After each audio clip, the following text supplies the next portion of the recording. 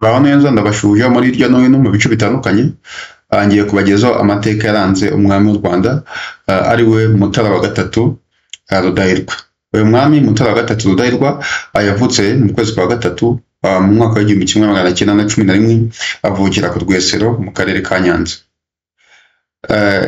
Ise yitwaga Yuhi wa gatanu Musinga, nyina yitwaga Nyiramavugo Kankazi Radegonde, umugore we akaba yaritwaga Rosalia Gicanda. Uyu mwami kandi akaba yarakomokaga mu muryango w'Abanyiginya. Uyu mwami w'u Rwanda yimitswe ku itariki 16 Ugushyingo mu 1931, nyuma y'uko se Yuhi wa gatanu Musinga yari amaze kuva ku butegetsi avanyweho n'abakoloni b'Ababiligi. Yabaye umwami wa mbere w'u Rwanda wabaye umukirisitu katolike ahagana mu mwaka w'igihumbi kimwe magana cyenda na mirongo ine na gatatu, aza gufata cyangwa se kubatizwa amazina Charles Léo Pierre. Uyu mwami nanone azwiho ibikorwa ndetse n'ibirwi bitandukanye yakoze,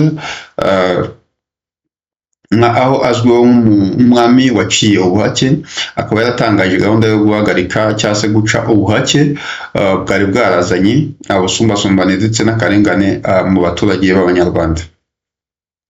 Uyu mwami nanone azwiho kurwanya ubukoloni, aho yagaragaje ubushake bwo guharanira ubwigenge bw'Abanyarwanda.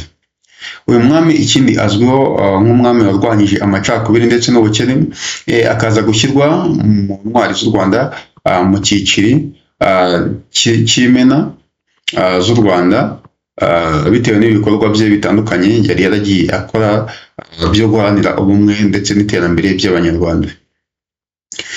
Uyu mwami Mutara wa gatatu Rudahigwa yibukwa nk'umwami w'impinduramatwara mu Banyarwanda, ndetse akaba yarafunguye inzira y'ubwigenge bw'Abanyarwanda, nubwo byaje kugerwaho ku ngoma y'uwamusimbuye ari we Kigeli wa gatanu Ndahindurwa. Yego, uyu mwami n'ubundi yagize uruhare mu guha Kiliziya Katolike imbaraga, ndetse anashimangira ko igihugu cy'u Rwanda kigomba kwigenga mu miyoborere. Ayo yari bimwe mu bikorwa ndetse n'ibigwi by'uyu mwami Mutara wa gatatu Rudahigwa. Tugiye kureba itanga rye. Uyu mwami Mutara wa gatatu Rudahigwa yatanze mu buryo butunguranye, aza gutangira i Bujumbura, ahangaha yari mu gihugu cy'u Burundi, ndetse urupfu rwe rufatwa nk'icyabaye mu buryo butunguranye, ndetse bikaba byarasize ingaruka mu Banyarwanda zitari nziza, aho igihugu cy'u Rwanda cyari kiri mu nzira yo gushaka ubwigenge.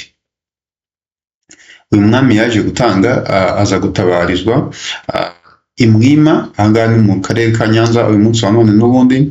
Yari ku itariki 28 Nyakanga 1959. Nyuma y'uko uyu mwami Mutara wa gatatu atanze, yaje gusimburwa n'umuvandimwe we Kigeli wa gatanu Ndahindurwa. Ni gutyo ubutegetsi bw'uyu mwami bwagenze. Mwebwe twari turi kumwe, mwebwe gusiga mukoze share ndetse na subscribe kuri iyi channel, tujye tubana umunsi ku wundi mu mateka akurikiye. Murakoze cyane kandi mugire ibihe byiza.